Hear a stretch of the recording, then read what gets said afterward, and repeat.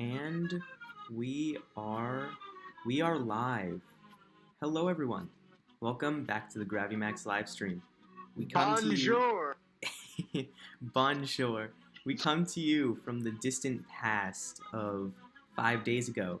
But if you're watching this on February 2nd, then I'm pretty sure you are 9.2% of the way through 2020. So congrats. How does it feel? Let us know in the comments. Let us know in the comments below. Yeah. So unfortunately, we have to pre-record this Yep. one. We would much rather it be our usual live stream, but due to scheduling issues, this one's got to be pre-recorded. Yep. Yeah. So I am not going to be in my lovely home, in my lovely recording studio. I am going to be in California for an event. So, yeah. VidCon. No, just kidding. Whenever a YouTuber says they're in California for an event, it's VidCon, but not this case. So, yeah. So let's just get started. Okay. This video is not intended for children under 13 years of age. If you are under 13 years old, you will not understand the scientific topics discussed in this video, as it is intended for those with at least a high school level of education. If you are not 13, please do not watch this video. Yeah, I don't know. This is Google translated into French, so that was my best rendition without reading. Yeah, today... Let me tell you, the French aren't going to do anything. That's true. Is it going to be the French Federal Trade Commission that comes after us for this video? I would laugh. Hon, hon, hon. I would laugh too. Okay, so visit the website for Gravity Max. We've got some fun stuff on there, like my book, and that's it. Also visit.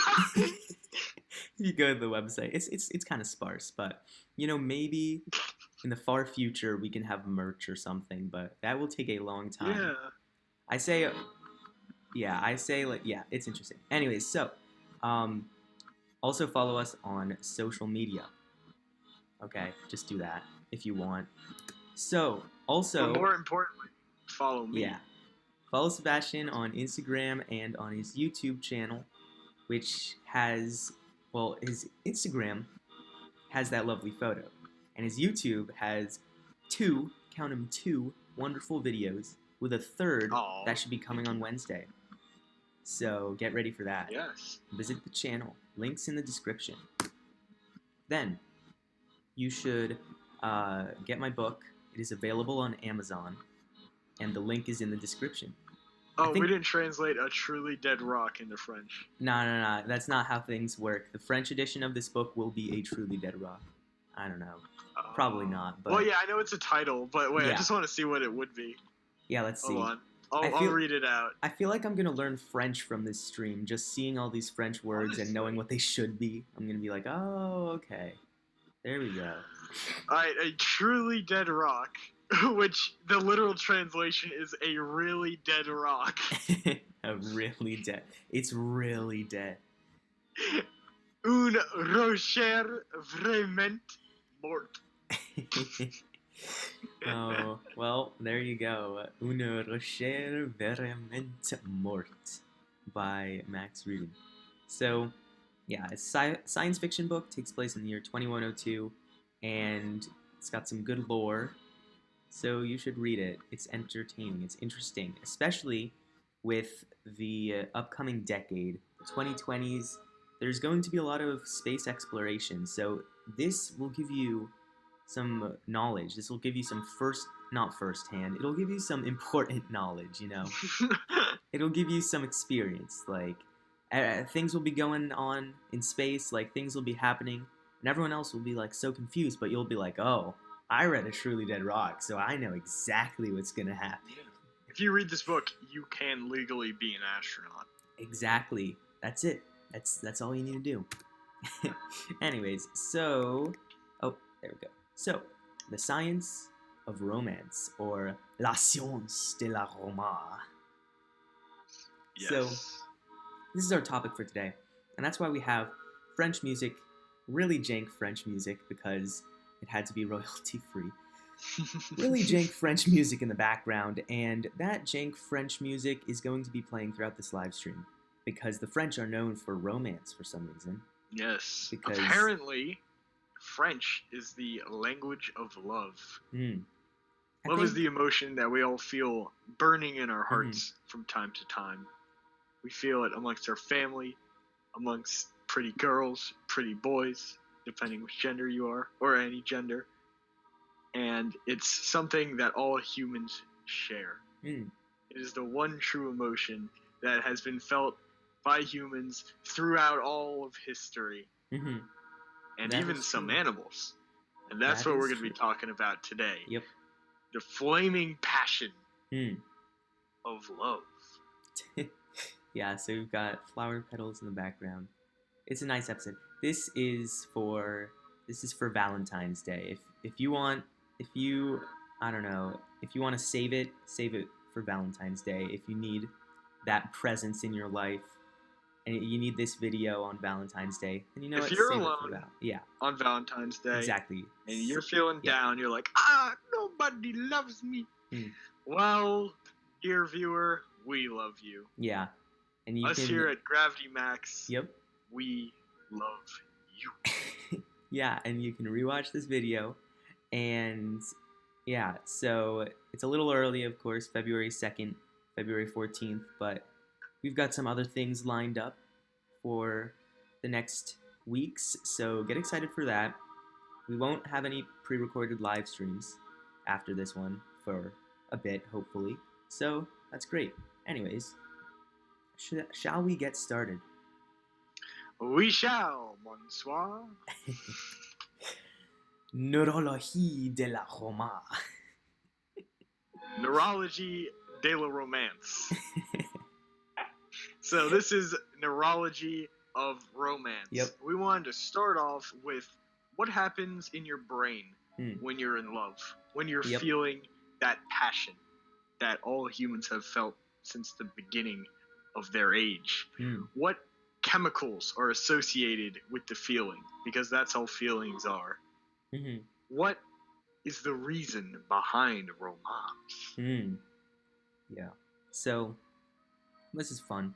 We're going to be looking at some chemistry and some anatomy right here. And some biology. Some biology, too. Yeah. Yeah, it's interesting. Everything can be explained with scientific principles, which, some people don't like that. Some people, say they're up The again. music kicks up. Some people don't like that everything can be explained by scientific principles. They say it ruins it. It's much better, if it's just metaphorical and hard to understand. But you know what? I think understanding something, it just adds so much more to it. Because it's just now you can understand what it is, what's going on, and you can appreciate it more. Because look at this, it's so simple. It's just like chemicals going around, but I enjoy it. So that's how I like to look at analyzing things. And that's the point of the Gravity Max channel and my channel is everything can be explained with Yeah. Especially in under 128 seconds. Yep. And some things in over 10 minutes. Hope you enjoyed that orbital rings video, which should be live by now in the future. Anyways, did you like it, Sebastian? Have you seen it yet? I've not gotten to watch it, but I promise you, after we stop recording this, after we're finished with this, I'm gonna watch it. All right. So yeah, we'll what is that word? We'll keep you posted about how he feels about that video next stream. Wow, that was like a arcing bit. Stay tuned to the posted, and I'll be watching. That was an arcing bit. What? That was 2 weeks ago. 2 weeks ago from publication of this stream. I mixed up keep you posted, and I said keep you posted when I should have said stay tuned. But this time I actually said keep you posted when I should say keep you posted. So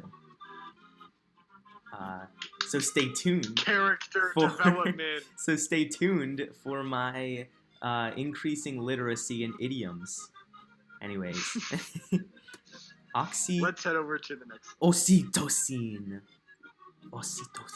Oxytocin. Bam. So this is known as, this is like the love chemical. This is one of the most, well, not one of the most famous ones, but when someone says the love hormone or whatever, it's always oxytocin. There's another one, we'll talk about that next, that is more known. It's the most widely known, I would argue, right? I'd say that's the most widely known. But oxytocin has this reputation. And its reputation... I think it's also the... Okay, so just if you look at it right now, you see the main line of the molecule like going from left to right. Yep. And then you see the two branches up in the top right, like that top right quadrant. You know, with the OH up there, and that OH going down to the S on the left. And this is hard to explain because like you guys can't see my screen, but going down to the S on the left and going down to the second HN, right? I believe that is actually the chemical group for the emotion. So it really is a thin line between love. Yeah, actually. Yeah, oxytocin. Yeah. Oxytocin actually in it of itself can have love and hate. It so what it does is if someone has increased oxytocin in their system, then those that they will like them more. And those that they don't like, they will not like them more. So it increases both love and hatred of things and people. Which isn't that interesting? So it'll make you more romantic, but it'll also make you want to punch out annoying Jerry from marketing. Yeah, I feel like based on my actions on the stream, I would have a lot of oxytocin. Yep. Oh my gosh. Because of my violence towards Pat. But Pat, we're best buds now. I'm not entirely sure that you subbed to my channel, but I'm going to check after we finish recording this. Yeah. So I might retract. Yeah. But, I really hope we don't get a Jerry watching this that's now like, how dare you? How incredible would that be? My bit blew up with Pat, and then your bit blows up with Jerry. Maybe we could have one every episode. Yeah. No, when I say Jerry, I mean I think of Jerry from Rick and Morty. That's what I think of as a Jerry. Anyways, so oxytocin. The formula for oxytocin is, if anyone was wondering, which probably none of you were, but it is C43H66N12O12S2. That's a lot of stuff. That makes it plural, right? Yes, it makes it plural twice. It makes it plurally plural. Yeah. That's a big molecule. Yes. So basically, we've got some more on brains and which parts of the brains release oxytocin later, but so these parts of the brain, when they react to stimuli, such as like oxytocin is just like, I don't know, like petting your dog or just like anything like cuddly, like doing like being with someone like close, like just warm, cozy, like fireplace time, right? That increases, like that sends signals to your brain to release the oxytocin, and it releases the oxytocin, and then it like gets picked up by other neurons because it is, a hormone, a neurotransmitter as well. So it gets picked up by neurons across your brain, and it changes your behavior, and it makes you, as I said, more susceptible to love the things and people that you love, and hate the things and people that you hate. So and it's a neurotransmitter, right? Yeah. Yeah. Which basically means that it comes from the brain, and it's also a hormone, which is kind of slow control of the body, which is what is the endocrine system. Yep. So everyone knows that the nervous system is like rapid control of the body. It's the brain's rapid control of the body, like your instincts and like your nerves. Like when you touch something hot, like you'll pull away fast. Yeah. Is it instinct or is it conditioning of what makes you leave a hot stove? Is it instinct or conditioning? You probably haven't read that book. It's Their Eyes Were Watching God. I don't know. I think it might be specific because, like, it takes place. Well, I don't want to dox myself.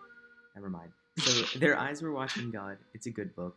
It was made in like the 30s. But, yeah, go ahead. Anyways. So it's that fast control of your body. It's the brain sending signals out so that you can like react quickly. That's the nervous system, but the endocrine system is slower control of the body. Like, that's what involves hormones and neurotransmitters, because that's what, like, it does everything from make you grow to what oxytocin does, which like makes you like fall in love and have strong familial ties, to act a certain way. Your identity could be easily tied to your hormones, whether you have a lot of testosterone or like a shortage of it, or a lot of estrogen or a shortage of that can definitely affect how you act. So it's not like immediate, but it's that slower control of your body. Yeah. And so, a lot of that stuff is, well, we're going to talk about that later. Go ahead. Yeah. Well, I was going to say, I was going to start talking about the evolutionary aspect of... Oh, yeah, go ahead. Yeah, so evolutionarily, right, this hormone that makes you have stronger familial ties and also stronger romantic ties, it's all just meant to propagate your genes. So if you are like have strong familial ties because you have a lot of oxytocin in your bloodstream, in your brain, in your system, right, then you will be more protective of your family. And your family, just by definition of like biological family, they are the people that will have the most genetic similarity to you. So if you are very protective and devoted to them, then your genes, through their genes, will proliferate and will exist longer. And then also, when it comes to romantic bonds that oxytocin generates, that's kind of obvious. I don't want to get too risque, but you know what evolutionarily happens there when... Yeah, I'm just going to stop talking, but... that's the evolution. Most of the brain's evolutions are related to survival. And kind of going off of what Max is saying just a little bit, again, not to get too risque, but we do have to overcome a lot of that primal, quote-unquote, stuff. But there are some good things that come from those evolutions. One of them being like the oxytocin stuff, because we as primitive animals needed to propagate and needed to stick with our tribe.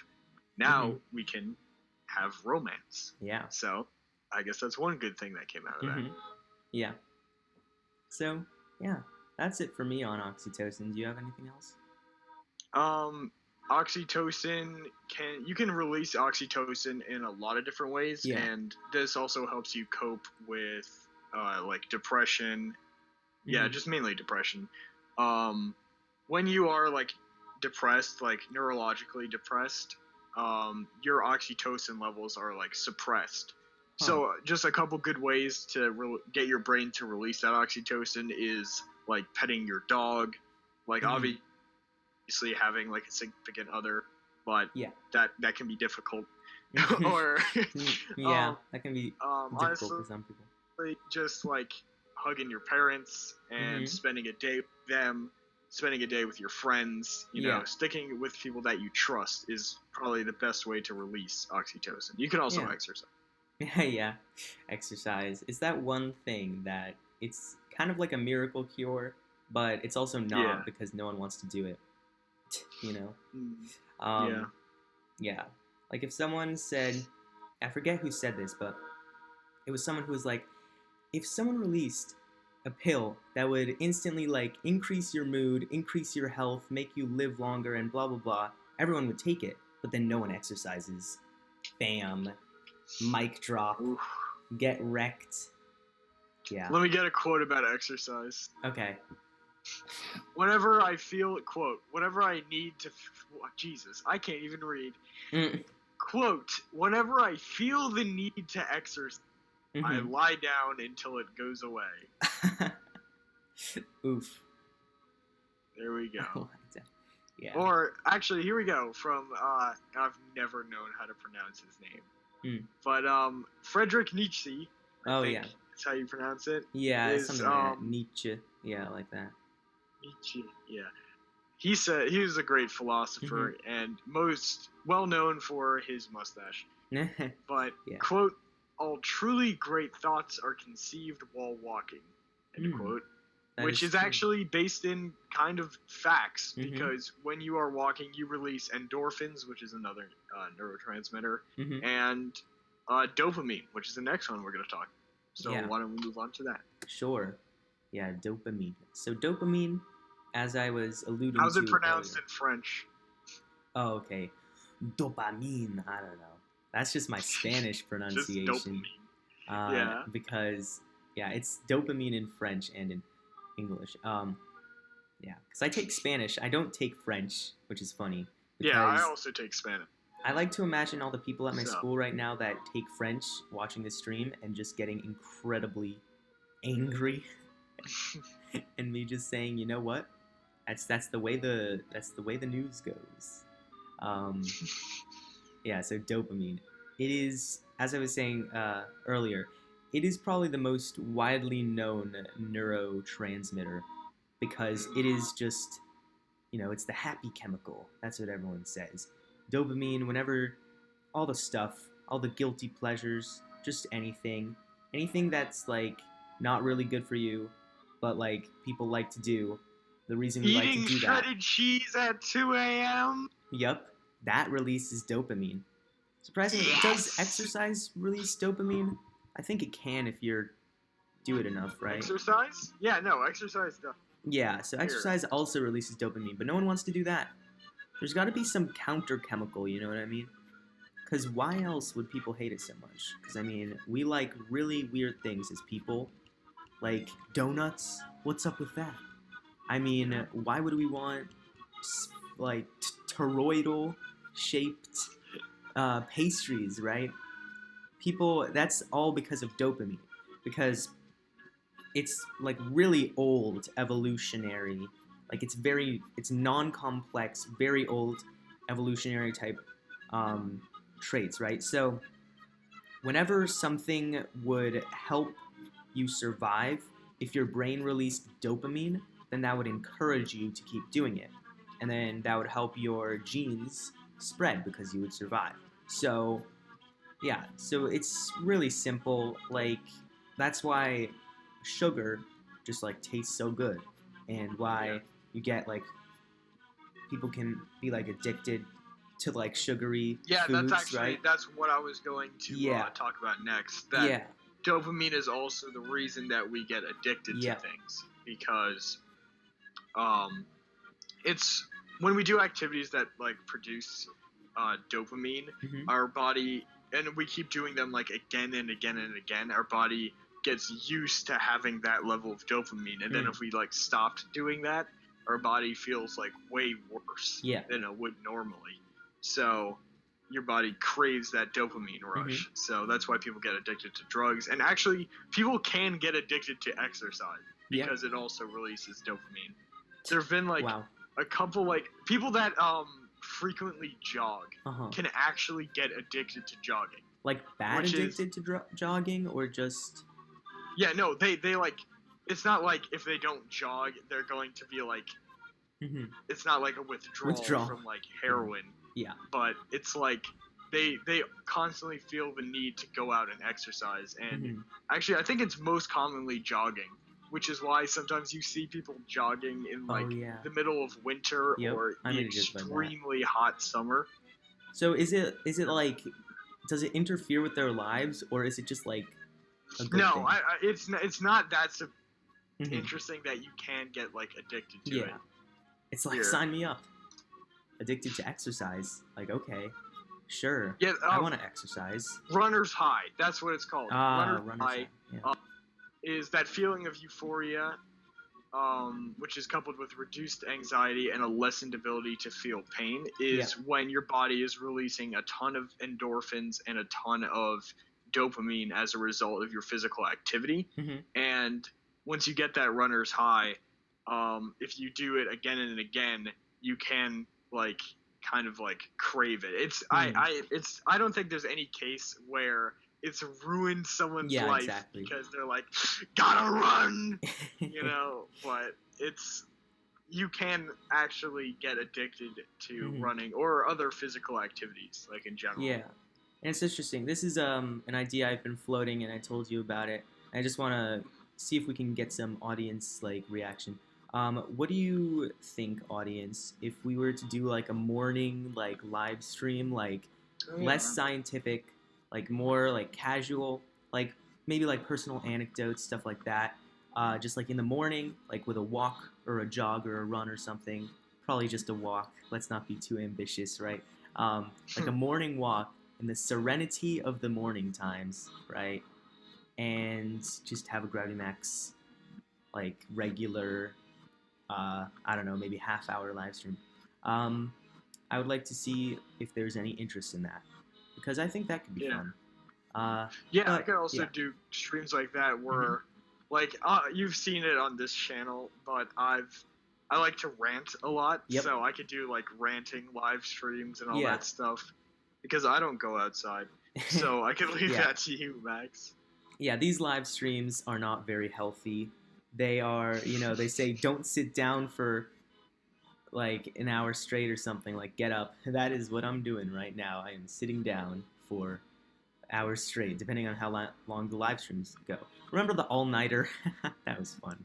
Not doing that again. Yeah, well, I was straight laying down that entire time. Yeah, I was sitting. I would say you just had to one-up me. Yeah. I would have to say, in order to attempt something like that again, there would need to be a big subscriber milestone to pass, right? Yeah. We do the 24-hour stream. Oh, 24-hour? Oh yeah. My gosh. Yeah, if we hit enough subs. I'm not even going to say a number because I don't want to be obliged to it. But yeah, so Dopamine. Where are we at now? Wait. Oh yeah. As of this recording, we are at 543 subscribers. Yes. So, our pledge to you: if we hit 545, whoa, do not. 20. Oh my gosh, that would be horrible. No, I'd probably say like 10,000-ish. That's what. Wait. Oh, we're live. Yeah, it's on private. No, it's not. Oh, we messed up. That is peculiar. Wait, we're live. Yeah, Jam is active in chat. What? Okay. Yeah, we have 3 people watching now. Okay, I had it on private. No, it's not on private. Okay, well, I just made it private again. Sorry to boot them, but... Oh no. Oh, we messed up. That should be our next stream. We messed up. Or our next morning vlog. We messed up. Yeah, Jam McCarthy 1975 says, whoa, since when was there a stream today? Yeah. Sorry. Okay, we apologize. We apologize for the confusion. Yeah. Everyone makes mistakes every now and then. I thought it was on private. So, I think, I think that was actually good. Because right there, you saw that we're not just bots or just entities behind a computer just spewing out facts to you. We're real people. Yeah. And I feel like that's been lost from a lot of like YouTubers or other things in general, just like things on Netflix to like celebrities to all that. They all reach a level of autonomy and monotony Oh. where they are always giving you like the same thing, and they only show you one side of like their life. They only show you one angle, right? Yeah, that's what But the morning that's jogs would not help what we with. do here. Yeah. Yeah, exactly. So that might be a season 3 thing, though. Anyways, yeah. Yeah, So but yeah. we are real people, Yep. and we make real mistakes, just like that one. And Real we people. thank you for sticking with us, and we Yep. do apologize and take full credit for mistakes that we make. Mm-hmm. Yeah, Thank we you are for not watching. paid actors. Yes, we are not paid actors. Yeah. So let's see. So dopamine. Another thing, just like I think anything releases dopamine. Like I bet whenever you make a joke and it lands, dopamine. Um, it's just such a basic thing. I mean, if you look at the chemical equation too, the CaH11NO2, right? Not plural, like Not plural. not plural like oxytocin. Oxytocin had a lot of molecules in it, and just if you looked at it, like that was some crazy stuff. But dopamine is very simple. So dopamine is just easy to produce in your body, and it's just abundant, right? And so the result is Every time that accordion picks up, dopamine releases in my brain. exactly. Yeah, so dopamine so so dopamine is that, what am I saying? So it's just so simple, dopamine. Dopamine is so simple. So it's been tied in to so many different stimuli. So yeah, as I was saying before, sugary foods. Evolutionarily, when humanity was a race of hunter-gatherers, right? We really needed to hold on to every last scrap of food. So when we could find something that's really rich in fat or sugar, that was like gourmet, right? That was the best thing. If you showed a hunter gatherer from like many thousand BCs, right? If you gave them a Big Mac, they would be like, oh, yes, because they really needed food. They were like calorie deficient. But now we are not calorie deficient. At least most people. I mean, there are still problems around the world, Hopefully, but dear viewer, you are not calorie deficient. yeah. If you are, then please consult your doctor. Okay. So yeah, so most people in the developed world are like facing the opposite problem, where they eat too much, and you think, wait. If eating so much is unhealthy for me, then why is it so enjoyable, and why does my body keep encouraging me to do it? Well, that's just because evolution works slowly, and it's only been what, like a few thousand years since hunger has been a real threat and a real like aspect of most of your ancestors' lives. So now, just like maybe a dozen generations later, there isn't enough time for evolution to say, like, yeah, it's not healthy to eat that much. So that's why people of today really need to self regulate. And that's why health is so important nowadays, because we have old hardware and we're running new software as human beings. The modern world is developing so quickly, and evolutionarily, we just can't keep up. So, you really need to keep like yourself healthy. You have to avoid those like sources of dopamine that might not be good for you, because just because like the dopamine feels good, it doesn't mean that it's actually good for you. So that is something that is really important today. Yeah. Yeah. Yeah. So Dopamine, good chemical, can lead to bad things, Yep. but if you utilize it properly, if you live a healthy lifestyle, Mm. you'll produce that constant dopamine, and Yep. after a while, it just gets easier and easier to live that healthy Yeah. lifestyle. Like when people, like the hardest part of starting a diet or starting and a daily exercise regimen is the beginning. Like the beginning is the hardest part because it's that shift. Yeah. But once you do it for a while, like I'm planning when I turn 16 to start going to a gym. Ooh. And I know that the first like 4 to 6 weeks of it are going to be like the hardest out of that entire time. But by the time I turn like 17 on my 17th birthday, it'll be like 10 times easier, even more. Yeah. Are you gonna go to the YMCA? I don't know. I might. There's another gym that I think is actually closer. But you know what? That could be in our vlogs. It would be me at the gym while I spit out facts about exercising. That would be so interesting. Well, anyways, yeah. Oh, yeah. So dopamine, the connection to romance, right, is that when you are around people that you like or even love, dopamine is released. So that's what happens. So of course, since it is such a basic, such a simple molecule, and it's associated with so many different stimuli, and it's not like so specific to love, but it's got to be in there. You know, it's got to work its way in, right? I mean, oxytocin is like got this specific task: make people like their friends more and hate everyone else more. But dopamine is just like all-purpose, but it is utilized in these scenarios. So yeah. Yeah. So yeah, I think that's everything on dopamine. Let's head over to the next one. Sure thing. Le Cerveau. Le Cerveau. So we've got not two parts. We've got, for our two neurochemicals that we were talking about earlier, the top two relate to oxytocin, and the bottom one relates to dopamine. So if we look at on the left, right, the VTA, which is the ventral something with a T area, right? The ventral something with a T area. VTA, right?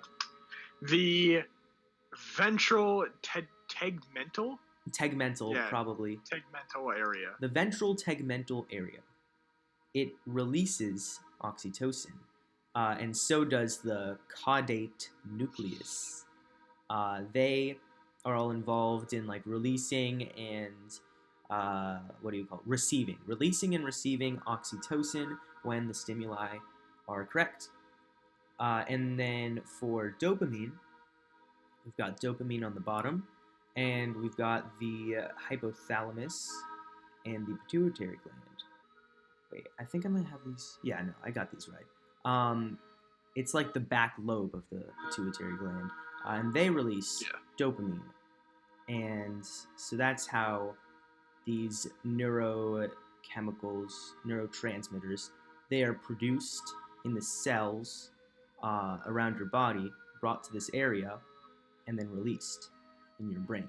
And then your brain gets, it uses it in your areas of action. So I guess the frontal cortex, it ends up affecting the function of the frontal cortex where your actions are decided. Yeah. So it's common knowledge that the brain is the most important organ in the human body. And the reason that science backs that up, and like the reason that like a lot of people believe that, is that the brain contains these neurotransmitters and all this information and all of memories, and controls all of our like stimuli essentially with the nervous system, that if you try to pick a place for there to be your identity, quote unquote, or your like ego or like any of that, it would obviously be the brain. Yeah. And when you said ego, we should do I don't know, but we should find an episode where we can talk about the id, the ego, and the superego. The ego and the superego. Yeah. Freud. Freud's findings were interesting. And an interesting man. Yeah, he was a character and a half. But going back to this, the reason that the technology I'm most looking forward to out of anything else would be what I think we talked about this on the very first episode, Oh. the Gravity Max live stream, Yeah. which was the Neuralink, Yep. which would basically Neuralink. try and upload our consciousness to a computer, Mm. right? That is whacked science, Yep. right? To use the scientific term, that is. But if we can like upload and synthesize our brains into computers, then we can essentially like live forever. Wow. Quote unquote. Yeah.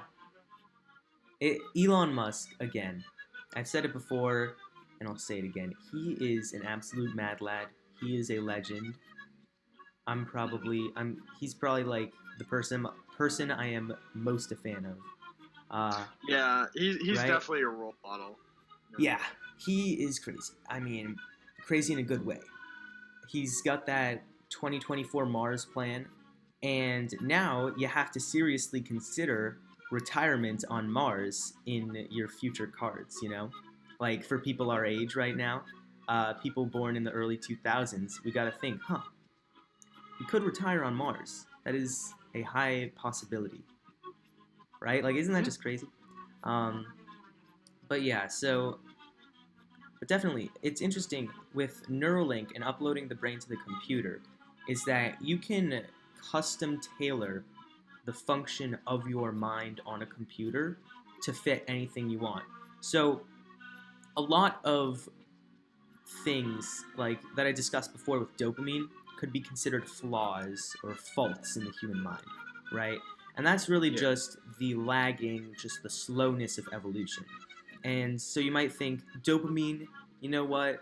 They say it's the happy chemical, but it's not happy. It is dangerous. I mean, it's the reason for addiction. It's the reason for obesity. It's the reason that I don't know, probably just like anything bad, right? Just all of the bad stuff, right? Dopamine does cause a lot of harm for modern humans. So you might think that by uploading one's brain to a computer and then tweaking it a bit, just, you know, I don't know, opening up Python code and just tweaking your brain a little bit, you might think that you could make things better, right? You could eliminate the possibility of addiction. And I mean, you're on a computer, so it's not even like that's an important thing. So it's just such an interesting new paradigm because we have been so reliant on our brains to work well, but that might not be necessary in the future, you know? Because humans, it's the constant trend with humans. It has been usually animals adapt to their environment, and humans adapt their environment to them. What if we were able to adapt our brains to whatever lifestyle we wanted to lead? So that's something interesting. And of course, it would mean if brains were on computers, there would be no oxytocin or dopamine. There might be 100 blah blah blah that simulates oxytocin or dopamine, but they wouldn't themselves be oxytocin or dopamine. And so it's just interesting because it's such a prospect now, you know, with Neuralink. I mean, that's right on the horizon. It's interesting to see what 2030 will hold, right? Like looking back from 2030 on 2020, just to see how much progress there will have been. That should be a stream in 2030. Yeah. Yeah.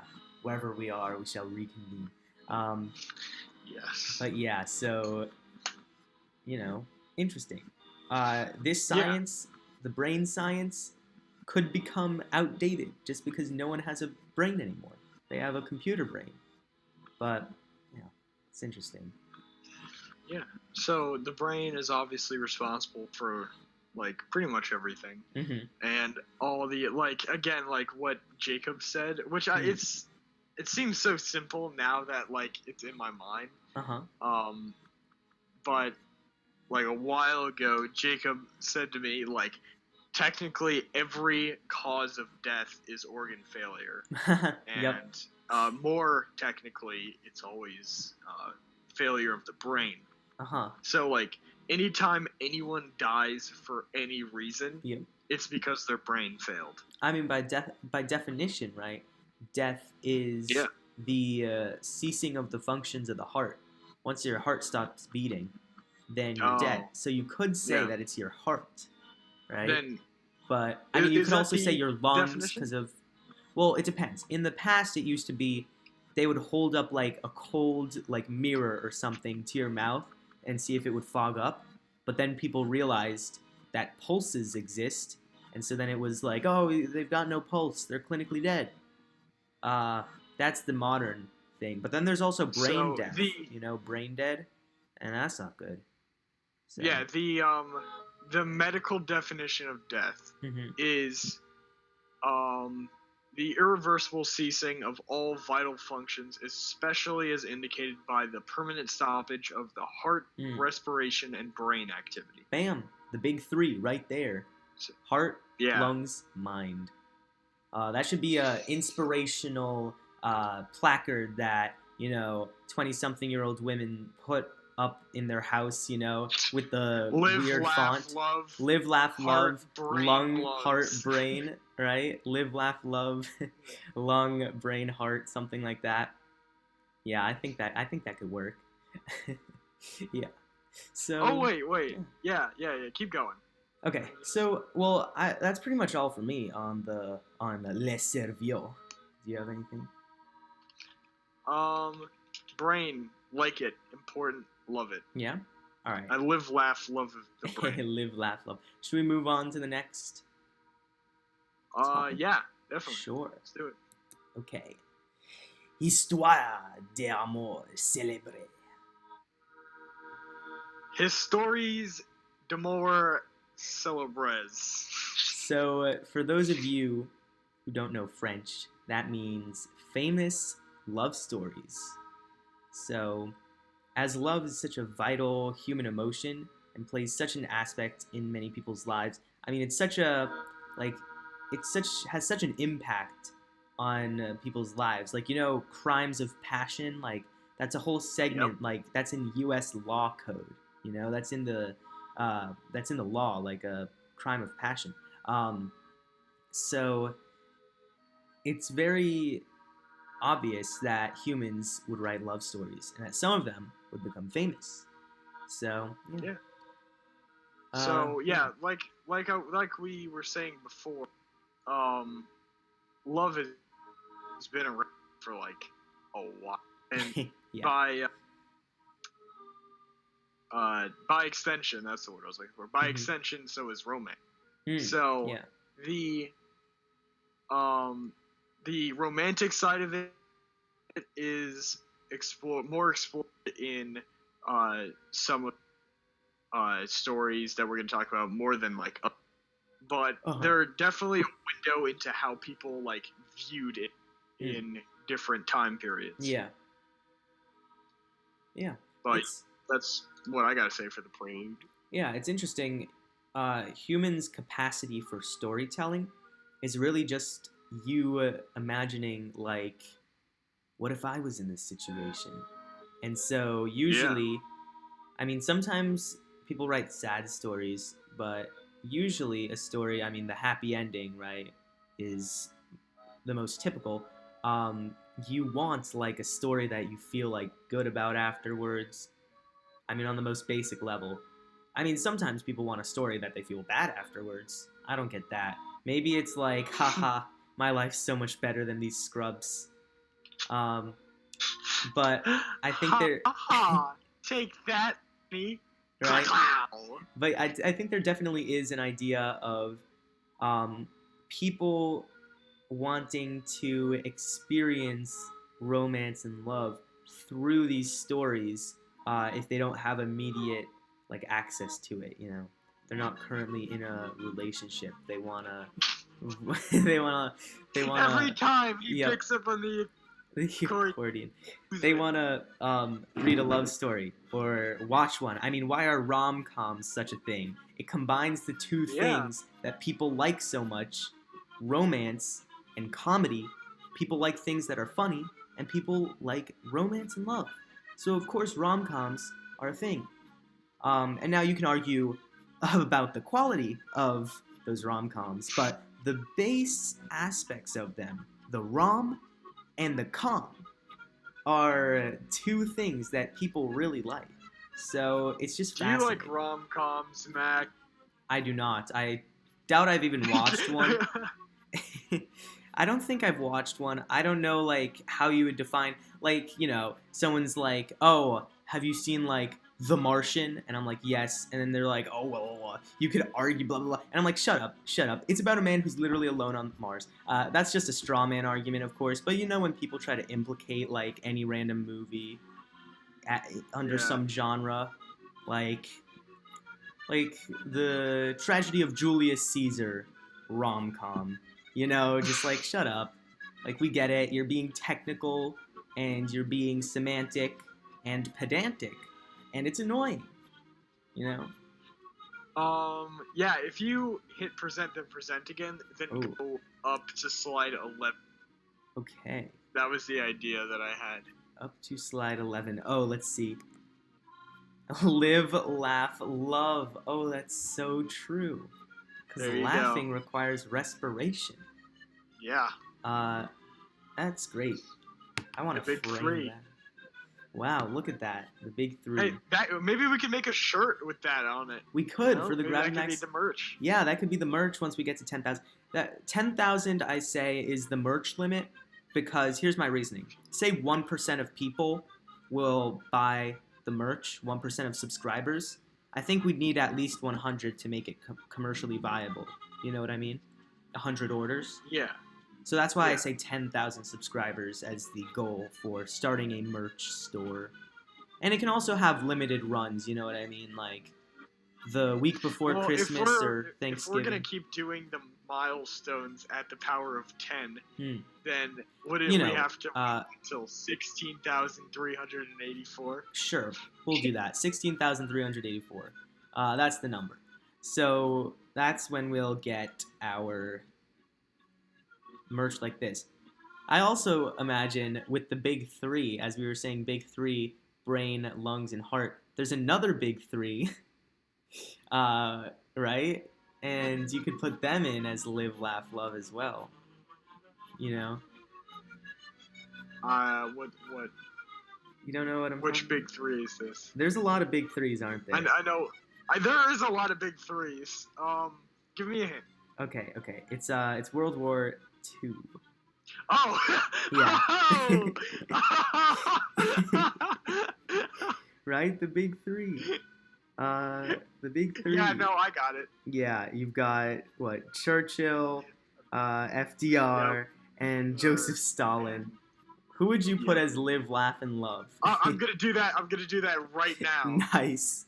Okay, so yeah. I'm gonna group this. Move that over. But yeah, keep talking. Yeah, I'll keep going. So, so I don't know. Should I go to the next slide? I think we've covered the prelude. Yeah, let's head into our first story, which is the most famous love story. Romeo et Juliet. Wait, I got it. Romeo and Juliet. Nice. So, this is definitely the most famous love story. And as I was saying earlier about the, happy ending stuff, this does not have a happy ending. So it's interesting. But it does cover, I don't know, the human desire, the star-crossed lovers or whatever. And this is such a prolific tale. Because it has spawned so many other stories that are pretty much just copies of it. I mean, that's a common thing for Shakespeare. It's good that Shakespeare was alive in a time where all of his stuff is public domain now. Because otherwise, I'd say 50% of movies would be violating copyright infringement for Shakespeare. The basic plot of Romeo and Juliet, because I guess that's something we should cover. Although, if you don't know the plot of Romeo and Juliet, I am slightly judging you, okay? I'm not going to be too mean, but if you do not know the plot of Romeo and Juliet, I'm kind of judging you right now. So, the plot pretty much goes that there's two households, both alike in dignity, and so they are enemies, okay? So we've got two families, and they're enemies, they just hate each other. okay, and then you've got two members of these families, Romeo of one family and Juliet of the other family, and they end up falling in love because Juliet, her mother like throws her pretty much like a party to get like married to find a suitor, right? And Romeo, he like crashes the party, but it's a masquerade party, so he like sneaks in, right? And so then they fall in love, but they're from the enemy families, so they can't do it. They can't like marry, so they're like, oh, the whole play. They're just like, oh, what do we do? What do we do? So they try and try, and eventually they do get married in secret, right? But then a big fight breaks out between the two families, and as a result, Romeo gets banished from the city Verona because the king or whoever, the guy in charge, could be the governor, I don't know, the noble, right? The person in charge is like, you two families, literally like every other week, you riot in the streets, you brawl in the streets. It's pretty funny. I think Shakespeare, actually, I think this is not a rom-com, obviously, it's a tragedy, but Shakespeare wrote some pretty funny stuff, like Romeo says this line like I had a dream, like, and then his friend says, so did I, and then he's like, what did you dream? That dreamers always lie. That dreamers often lie. Yeah, and so it's like pretty much saying like, yeah, I think you're just wrong. I think you're just like, you're a dreamer. I have finished my masterpiece. If you go back to 11. I will present and present again. Let's see. Oh no. Live, laugh, love. Wow. Well, only Stalin is doing the correct thing. It's like an inversion. Actually, that's true. Anti-live, anti-laugh, anti-love. That's pretty much what these three represent. That's pretty funny. Anyways, that's just great. So, yeah, so Romeo gets banished, and so he comes up with this plot, right? Or, well, he doesn't come up with this plot. It's that Juliet comes up with this plot. She and her nurse, who's kind of like a maid, pretty much, they come up with this plot to get her out of Verona so that she and Romeo can be together and away from the meddling family. So they fake her death, right? And so she's gonna like fake her death and then leave. So they do this like, I don't know, she takes this like poison and it makes her unconscious for a while. And so she's like dead, like not really though, but everyone thinks she's dead. They hold a funeral like really quickly before she can wake up. And then Romeo like defies the orders of his banishment, like he sneaks back into the city because he's like, no, she's dead.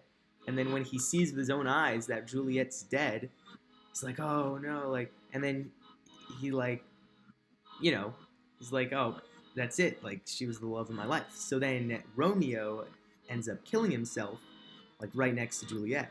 And then right after, she wakes up from the poison, and then she's like, oh no, Romeo, blah blah blah, and then she kills herself too. So it's a tragedy, in the play sense. I mean, also in the real sense, but I mean, it didn't actually happen, so, but, yeah, so it's a tragedy, there's tragedy in comedy, but, yeah, so, there you go. What would you think, thank you for that plot summary. Yeah. Spark Notes, I'm coming for you. What do you think if there was a movie genre, right, to counter rom-coms if they made rom-trashes? As in romantic tragedy. Because we have romantic comedies, so you need romantic tragedy to balance it out. They would have to title it The Life of Sebastian Molina. Oh my gosh, wow. Ooh, self-burn. Those are rare. Yup. Yeah. So what were you going to say? So relating this back to our main topic, it obviously relates, but like I said earlier, these are windows into how people viewed romance and all that. And Shakespeare wrote this in what year? He wrote this in I don't 1595. know. Wow. So in 1595, this was how Shakespeare wanted to like express love, and obviously because of its popularity, people really liked it and were able to like relate to it.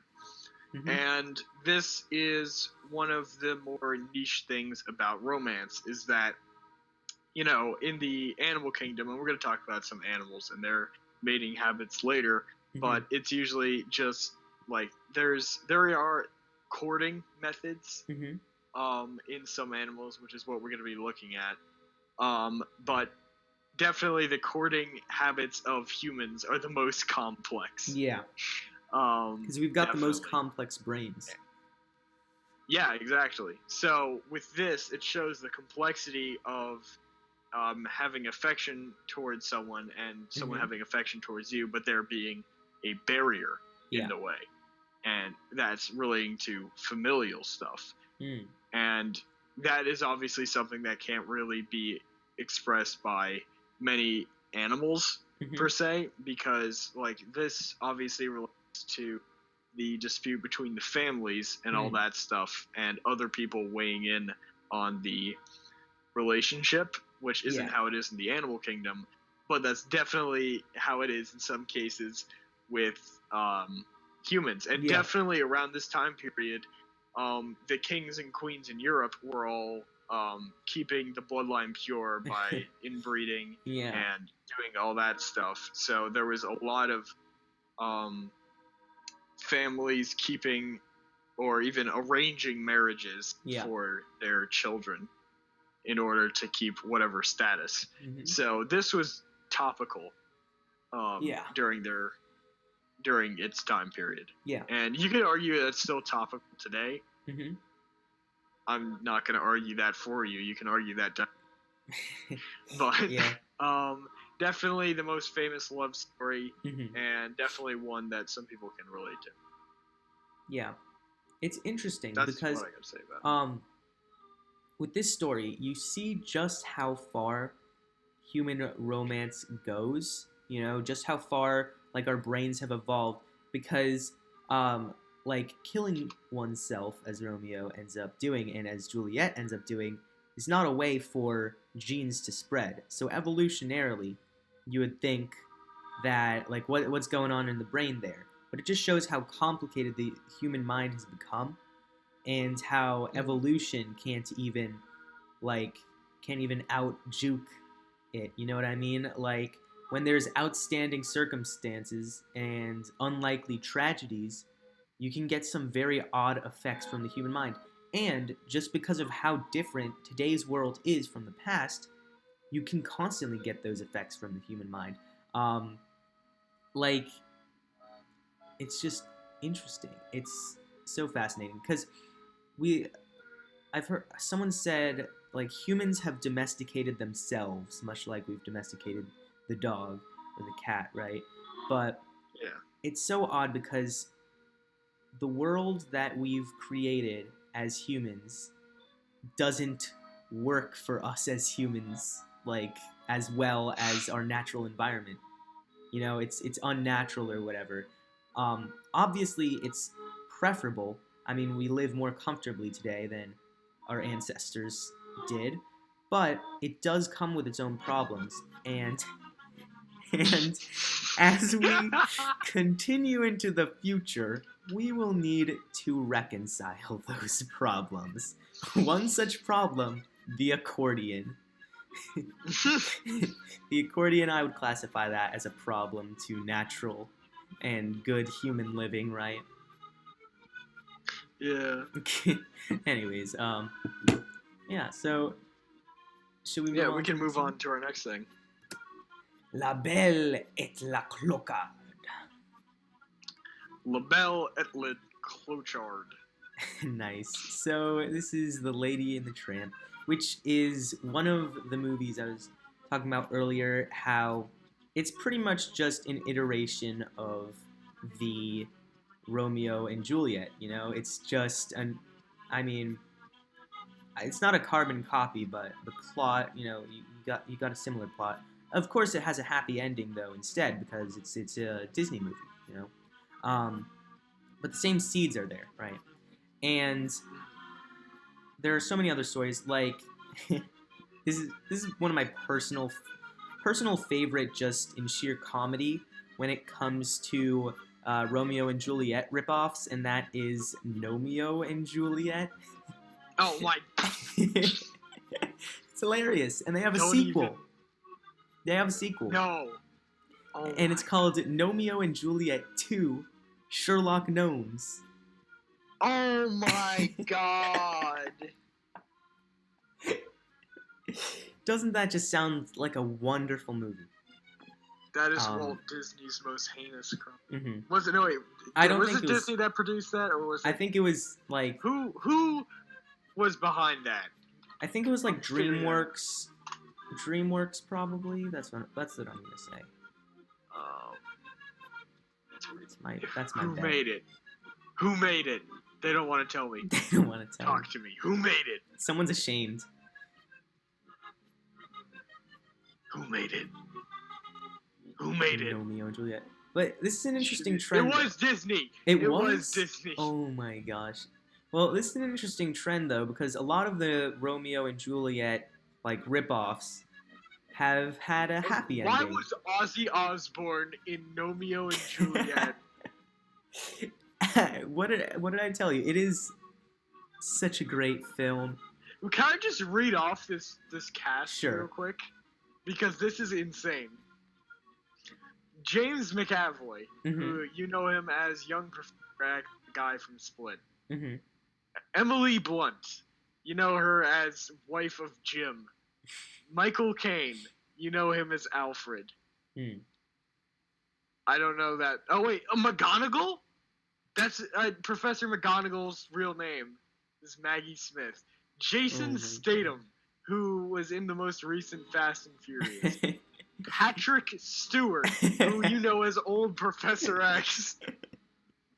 Oh They my had Lord. young and old Professor X In the movie. same film. That's crazy. Same film. They had some other guys in it, and then all the way at the bottom, Ozzy Osbourne, Wow. who you know him from Black Sabbath. Mm-hmm. Wow. That is something else. Yeah. But yeah, so interesting film. I would say The Lady and the Tramp is a lot better.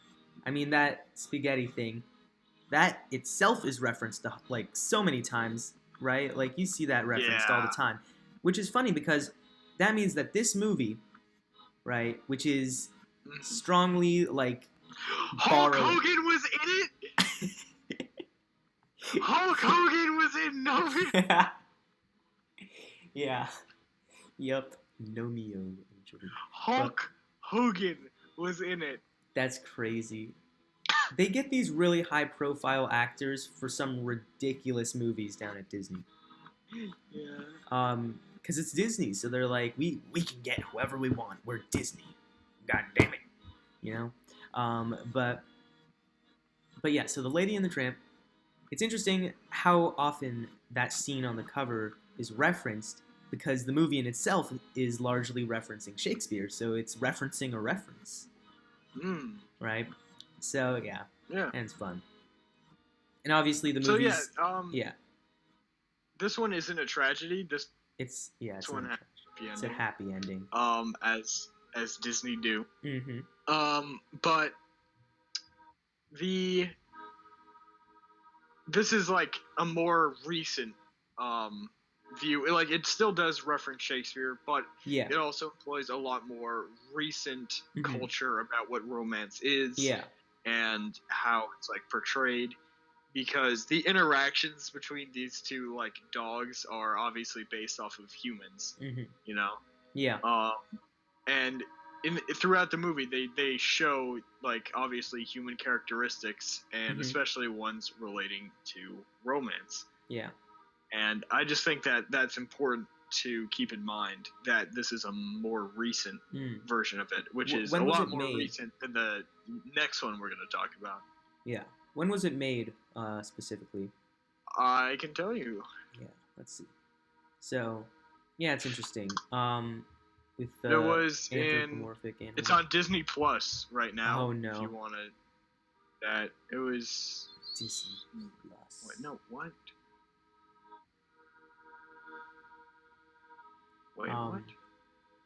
Well, yeah. Anyways, so this is interesting. How it was? Yeah. 19. Wait, there's no way that's right. What does it say? It might be right. It was 1955. What? Whoa! What? Wait. That literally can't be right. That cannot. I'm gonna look this up now. That legitimately cannot be right. That's what it says on Rotten Tomatoes. And when I went to the actual movie, it says, "Oh, okay." Oh wait, no, that's the old. Is that the old one? There's an old version. I think there's like 3 versions or something. Let me see. Yeah, that's got to be it.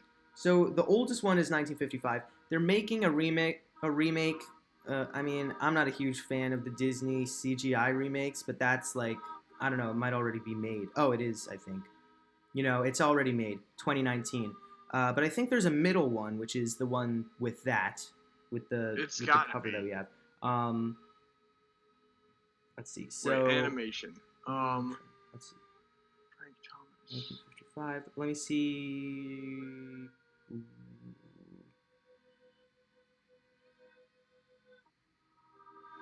It was reissued to theaters in 62, okay. 72, 80. Wait, when? It was reissued to theaters in 1962, 1970. Okay. Yeah, well, so I guess I don't know. That is whack. So I guess it is 1955 then, right? Yeah. So yeah, this is from 1955. Wow. So this is. I did not expect yeah. that. Also, it actually takes place in France, right? Yeah. The movie. Yeah. Wait, does it? Right? I thought it did. Look at the background. It looks like Paris or something, I thought. I don't know. I might be completely off, but... I saw that movie such a long time ago. Yeah. It's interesting, though, the remake... Oh, gosh. Like, the CGI, I just have to say, the point of a lot of these Disney movies where animals are the main characters is that they don't look realistic. That's the point. You think a dog, like on the right, could have ears like that?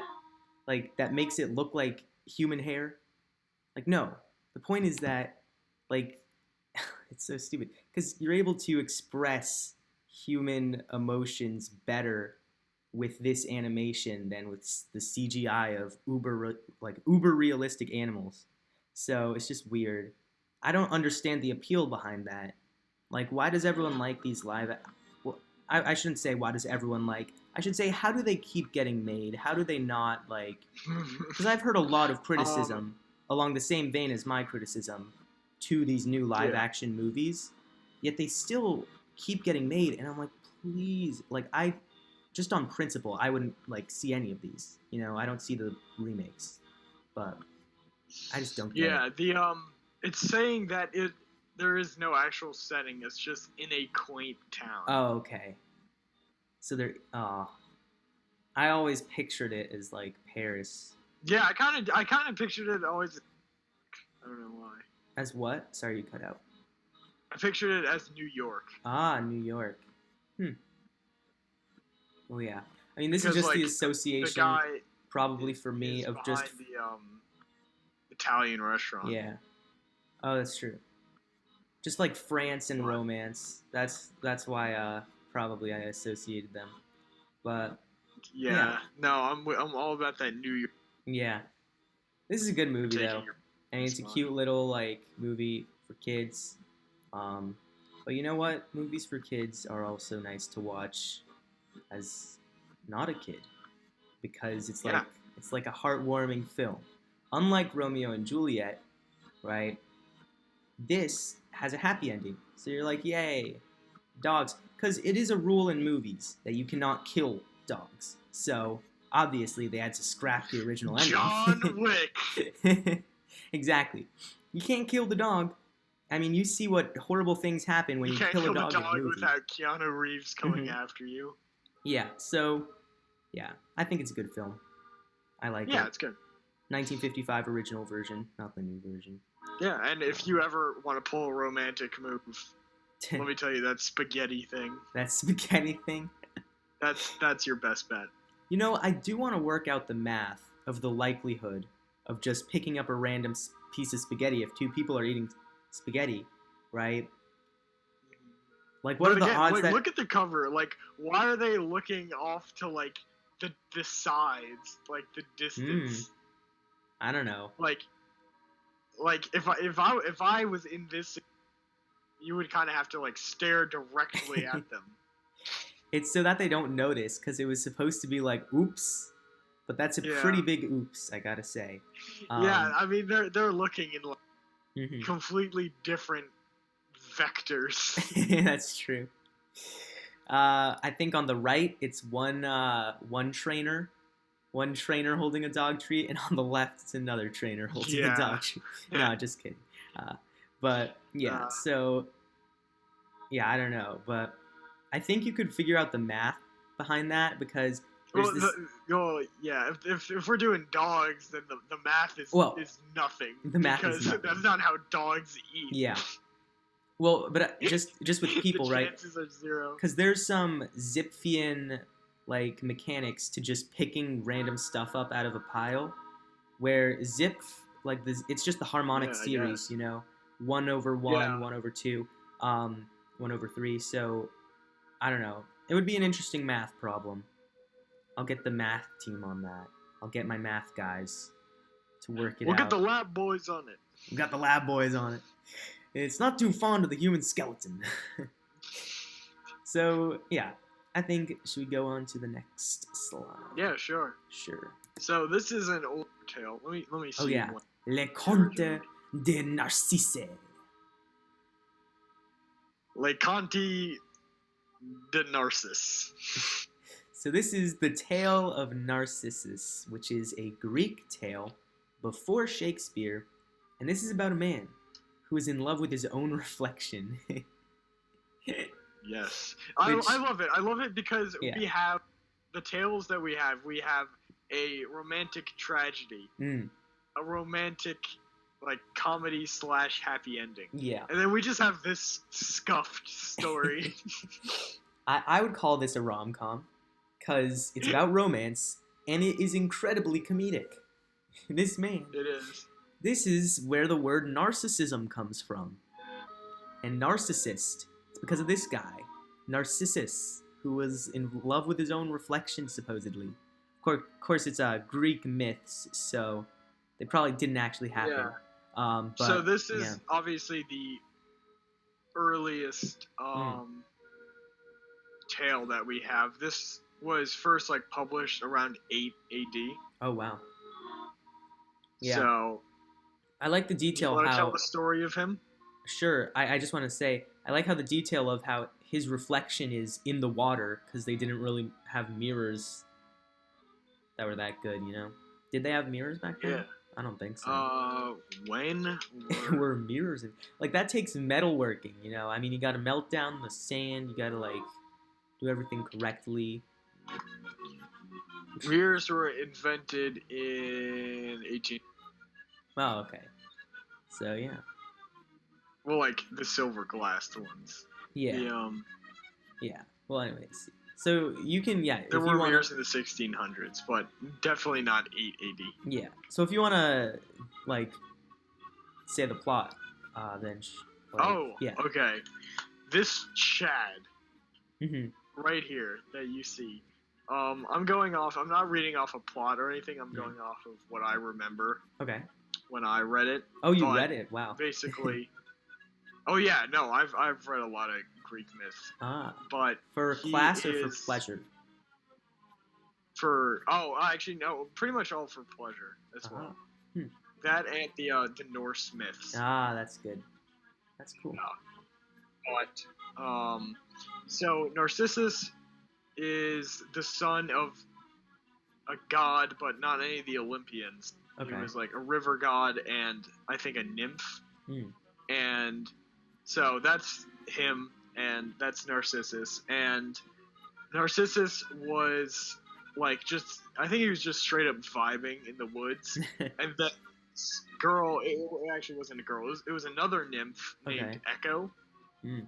And Echo sees Narcissus, falls in love with him and starts like stalking him. And Narcissus, here I found a plot for it, but Narcissus is like, yo, I'm being followed, and he's like, who's there? And of course Echo repeated, who's there? Oh, because they're Echo. I think that's the origination of Echo as well.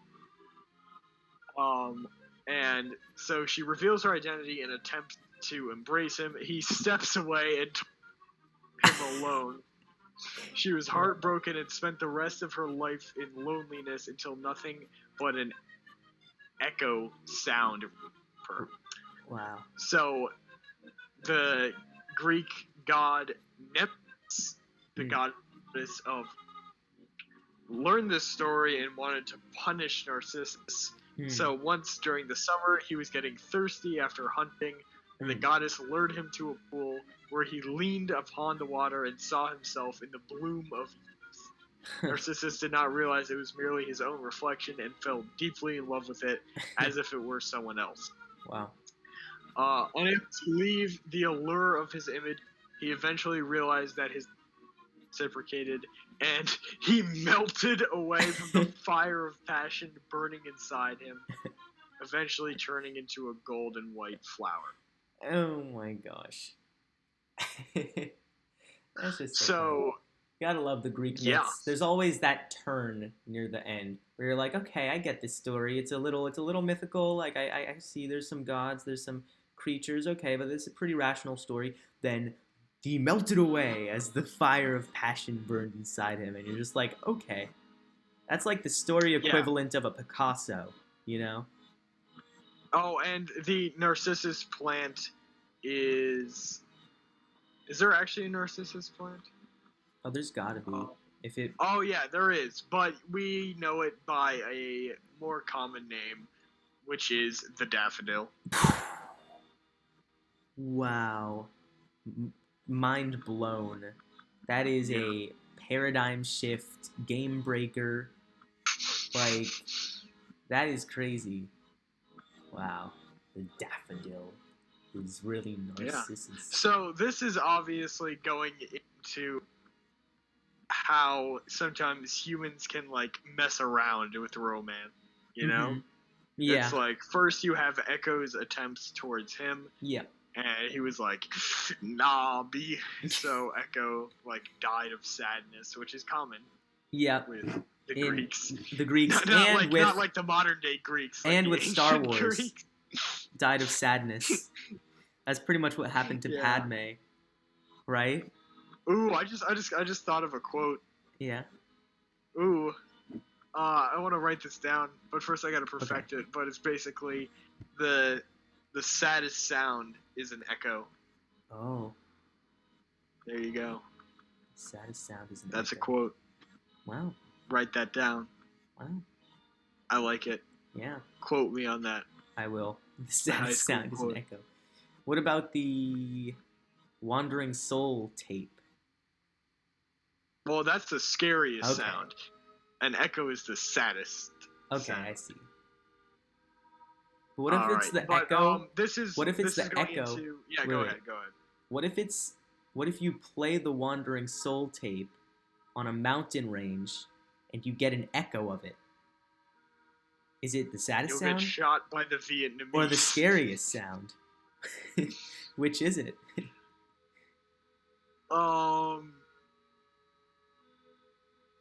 If you... Or is it like a combination of both, like in the movie Inside Out? You remember that? I wonder if there's a word. For fear and sadness at the same time. Yeah. What is... Hold on. Yeah. It's a word for mixed emotions. Mixed emotions. Yeah. Right. Well, yeah, so... Hold on. Whoa. Narcissus, Fear but yeah, and it's such an interesting story because it isn't like, technically a love story, but it's there's a lot of aspects of like passion and like romance and like love in the story. Like that's like the driving action, of the whole thing. Like the rising action of the story. The thing that started it all was that the nymph was in love with him. And then later in the story, he was punished by Nemesis, I think he said, right? Nemesis. yeah, Um, using his like emotions of love. So it just shows how humans we understand it. We understand love so well that it's just casually used in crazy stories like this one, you yeah, know? And it also just reiterates how important of an emotion it is and how like entrenched like how everything is based on it because like look at how that emotion totally dominates the story, like without like humans and nymphs that had emotions of love, the story wouldn't have happened. So yeah. yeah, You want to go on to the next one? sure thing. Yeah. So I was wrong. Liliade. Liliad. So I was wrong before. This one is actually. This Oh, one was in the 8th century BCE. okay. So yeah, earlier I said that Nemesis. I didn't think the Iliad was written Oh, that okay. early, but it was. So that we're calling this one, Sorry, you're or do cutting you out a want to? bit. Hmm? Sorry, you were cutting out a bit. What were you saying? Do you want me to explain this one? Sure, if you want. All right. So, this was a poem written by Homer, Hmm. who Spoken was by a Homer, written by someone. Or wait, was he the one that wrote it down? He was the one that wrote it down. So it was like yeah. He was the author, okay, right? but it was like a common like tale that had been spread, for a long time, and Yeah. then Okay. like he wrote it down. Like this is So a lot of like the Odyssey too.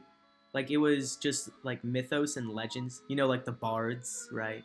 And then yeah. he was the first person that's like, hey, hey, hey, what if we just wrote this down? And they're like, great idea. So then he did So. that. I was trying not to laugh until you laughed. Then I'm like, okay, he's laughed, so it's fine. so in the Iliad and Mm-hmm. like the story of Troy, Helen of Troy is the most beautiful woman ever, Hmm. and she's with this other guy. And what was the other guy's name? So Helen is with. Helen was with. I don't know. I remember there was someone named Paris. Yeah, Paris was the guy who kidnapped her. Okay. Paris kidnapped From her. Menelaus. Oh, So Menelaus. Yeah. Yeah, Menelaus. Helen is the wife of Menelaus, and so they're just chilling in Yeah. Troy, and then this kid Well, named wait. Paris, Yeah. who was. Wait, were they in Troy to start with? No, they weren't. No. Yeah. It was. They came to Troy. They came to Troy because of the Okay, kidnapping. yeah. I remember though. So Wasn't Paris like helped by some gods? Wasn't it the god of discord? yeah, That's my favorite thing. The god of discord. Discord. What was it? Eris, which is also the name of a dwarf planet. So I like that. Eris, god of Yes. discord. That would be a good Yeah. name on Discord. Eris, god of discord. Um, but she was like, I don't know. She's the god of discord, which like discourse, like on harmony, like just bad, like general disagreement. And I remember like the gods weren't happy with her or something, like the other gods, and she was like, okay, I'm just gonna cause some discord down on Earth by like doing this, right? Yeah. Yeah. So they didn't start off in Troy. Helen and Blaius were from this other part. I don't even know how to pronounce that, Hmm. but it's Mycenae. Mycenae. Yeah, Mycenae? Mycenae. Yeah, I guess. So that's where Helen and Menelaus lived until Okay. Paris kidnapped Helen and took her to Troy Hmm. because he was. And then the Trojan War started because of that, all because of this one woman, and because Paris loved her and Menelaus loved her. So this is obviously a like romance on a massive scale, Yeah. like a war being started, and yeah, it shows that emotions can run pretty. Yeah. So yeah, the Iliad is, but you still see those themes of it being related to like love and a lot of other Greek values, Yeah. like honor and all that. Oh, but yeah. right up there, Xenia. right up there with love, you know. Yeah. Yeah. I mean, and it just shows how powerful of an emotion it is that it can compel nations to go to war. Yeah. Or city-states, I guess, you know. The state of Greece at this point was like a ton of disconnected cities that were all like unified. But yeah, so it is fascinating, just the crazy effects that it has on life, you know? Like it's everywhere. And it just affects so many things. Don't you think? Yeah. Yeah. Should we go on to the next thing? Sure. So, Roma d'autres species. Romance d'autres specs. So we're going to look at the mating habits of other animals or other species, I guess, because there are other species and they exist and they do stuff. And so let's find out about that. Gravity Max, everyone. Scientific channel. Yeah, scientific. I don't know. Well, you know, sometimes something's self-explanatory with these slides, with these prelude slides. The prelude slides, right? They are 100% necessary because you need to have that, like, tabular, like, this goes under this, right? Like, subtopics go under topics. But at the same time, as slides, they are very content poor sometimes. I mean, we had a prelude slide earlier that was pretty good, but often they can be content poor, so I'm just like, other species exist and they have romance and blah blah blah. So yeah. Animals, you know them, I know them. Yep. I hate most of them, but we're gonna talk about them. Next slide. Sure. Oh, Monte Religiose. Mant religious. Mant religious. Oh, look at this dude or dudette. I don't know which one this is. Look at the top of his head. Look at how it's standing, just absolutely vibing there. So this is a praying mantis, which I like the French translation, Monte Religios, or however you pronounce it, like religious mantis. Yeah, like that's what it is. Yeah. Yeah. So I think this is a pretty notable one. You've probably heard of this before. After they mate, the female praying mantis will like eat the male praying mantis, like just bite off its head, and then just probably eat the rest of it just for nutrients. Because why do they like? Is it for nutrients? Probably. There's a lot of nutrients. If you are the size of a praying mantis, then a praying mantis contains a lot of nutrients. Yeah. You know, like a human body or something is like 70,000 calories or something, like 80,000 calories. Yeah. Which is why, like, when people are like stranded, and then like the Donner Party, that's like why they resorted to cannibalism. Yeah. But you did get a fact a little bit wrong. Oh, okay. What do they do? You said that it was that after they mate, the female bites off the head of the male and then consumes his body. It's actually during mating. Wait, what? How's that even possible? It's so during mating, the female bites off his head. His other functions keep going, Oh, and then after that's done, the female then devours his corpse.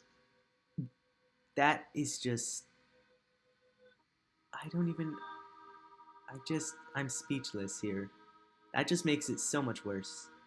Um, I I haven't said it on this stream, but I have said it before and I will say it again.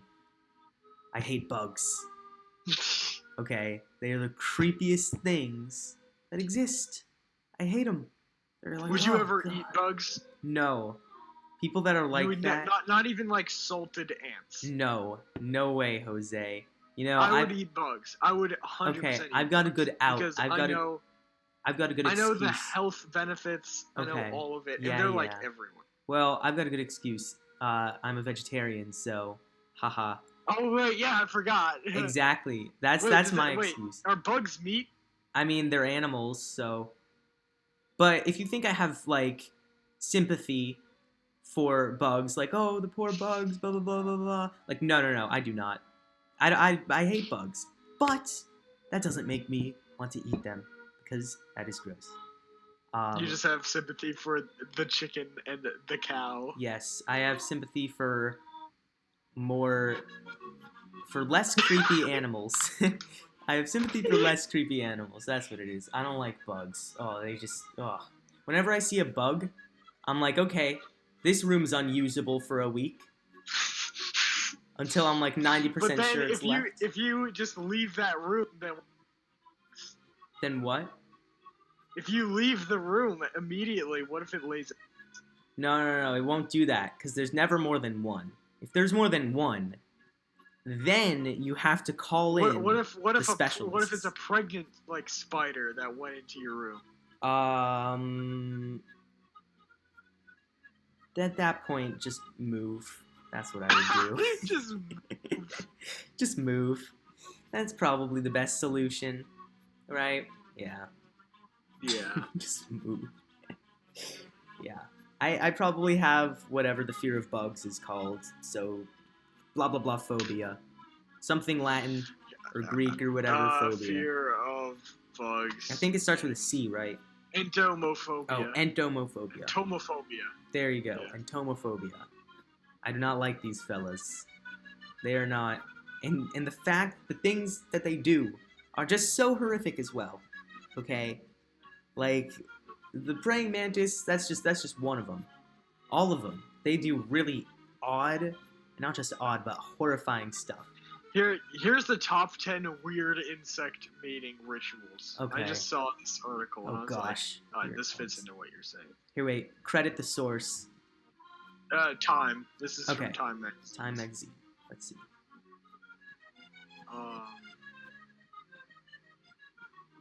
So what's... I'm gonna read off the highlights. All right. Oh gosh, but yeah, so creepy. Bugs, they're just on such a different plane. I think it comes from, the square cube law? Yeah. So, basically what the square cube law is, I actually have a video on this channel explaining it from when my voice was still like this. But the square cube law is basically that properties of things change when you change the order of magnitude. So if you were to scale a person up by a factor of 10, it would not work out well, because one of the aspects of the square cube law is that if you scale something up proportionally, it gets proportionally weaker compared to its body weight. That's why ants can carry 100 times their own weight, because they're smaller, so they can carry proportionally more compared to their body weight. So I think just the complete weirdness of bugs is just a holdover, or it's just like a result from the fact that they are 10 times smaller than us, some cases 100 times smaller than us, even 1,000. It depends on if you're measuring volume, scale, or surface area, but bugs, they are a lot smaller than us, right? So the properties of their world are so different, and I think that's what causes them to behave so differently. I think it's just an effect of the square cube law. If you were the size of a bug, water, surface tension, water would be incredibly sticky. like a drop of water, like you would dip your hand in it, and you'd be like, God, I can't get it out. Because the tensile strength, the surface tension of water is overwhelming on small scales. But Yeah. if you were even larger, you would like water would be even less like whatever, you know. So yeah, So I think the highlight of this, because there's yeah, a lot of them that are like, as you said, horrific. yep. But Horrific. this one's kind of cool because this one involves espionage. Okay. So the firefly. uh-huh. So the way that fireflies do it is that they only mate within their species of firefly, which is common with Okay. animals. Yeah, So I think that makes sense. That's what a each species is. Yeah. So each male firefly has a specific like flicker code Okay. to attract mates of the same species, Yeah. right? Um so like they could do that, and that's how they attract mates from their species. But females from a different species, if they observe males from a separate species long enough, Yeah. they can like pick out and like track males from that species if for whatever reason they want that species more than their own. So they'll kind of lure them in with their own moves, Oh. which is I guess what females do, and they'll lure those in, having identified them by that special flicker, Uh-huh. and then they'll mate, and then the female again eats the male. Oh no. Oh my gosh. When you said fireflies, I was gonna say fireflies get a pass because they're pretty instead I of like creepy. fireflies a lot. Yeah. But I don't know. You've kind of ruined fireflies. I enjoy them from a distance, you know. I don't really have a big grassy lawn right now, but when I did have a big grassy lawn, I would like to sit on the porch and over like all of the surface area, there would be so many fireflies. So they would just like hop around, you know, fly around. You'd just be like, ah, that's nice. And it would be the summer, and you got the crickets chirping. They get a pass, but only if I don't see them, you know, like only if I'm hearing them. It's kind of it's an aesthetic thing, right? So you got the crickets, got the fireflies, and then you're sitting back, and it's night, so it's cool, but it's also warm. You've got a cool breeze, but it's like not cold, and you're just enjoying yourself, and you've got like you know the smell coming off of just the vegetation, and you got the stars up, and that's so calming. That's like serenity right there. Yeah. But it's only wait, is it the only the males that produce light? I do not know. I To me, they just look like bright points. So, yeah. Do female fireflies glow?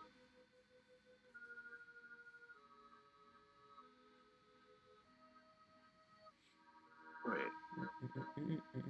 Yes, they do. So, okay, yeah. So that means that, going off of what I said earlier, the female fire that imitate that flicker code to like bring them over, then they eat them. But that's just espionage, you know. Yeah. So I still think fireflies are, because that doesn't always happen. Yeah. Okay. All right. And I like that each species has their own code. That's cool. Yeah, that's pretty cool. But moving on from bugs. Yeah, moving on from these horrors. Yeah. I'm gonna force feed you ants one day, or I'm just gonna put ants in something, and you're not gonna know it. And then after you eat it, I'm just gonna stare at you for like a while, and I'm gonna smile. I am not going to accept food from you anymore unless I am thoroughly watching the cooking of this food. But at that point, I would just make it myself. Sleight of hand.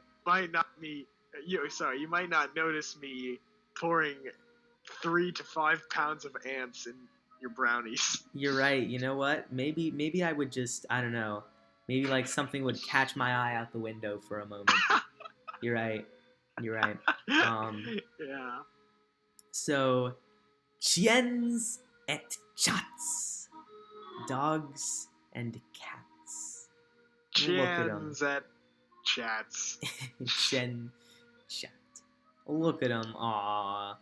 Aww. It's a puppy and a kitten. Aw. This is where... The kid is like, get off me. Get off Get me. off me.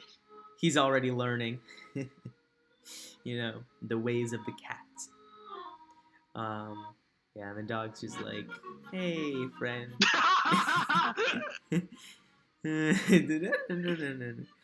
Oh my gosh. But yeah, so dogs and cats are regarded as some of the smartest animals Yep. in the animal kingdom. Here, let me actually get a list of what the smartest animals are. But Alright. I know pigs are up there. But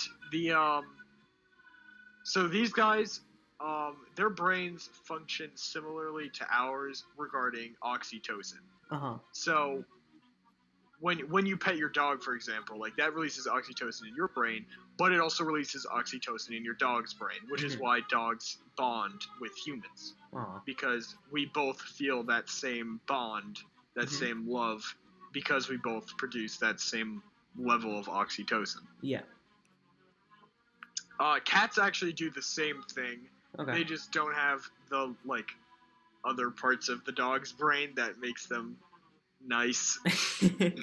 And not jerks. Yeah. Yeah. Cats. So the top 10 smartest animals are chimpanzees, dolphins, cephalopods, so octopi, squids, and cuttlefish. Okay. Crows are decently smart. Cats and dogs, squirrels, and pigs. Squirrels? Yeah, actually. Wow. I'm gonna have to what? That's crazy. Squirrels are like, you usually see them and you're like, ha, stupid squirrels. I guess they're pretty, brain functioning wise, I guess they're kind of smart. That is surprising, That is a... I mean, they have to, bury their nuts, then Yeah. run away, and then come back to the same place Uh-huh.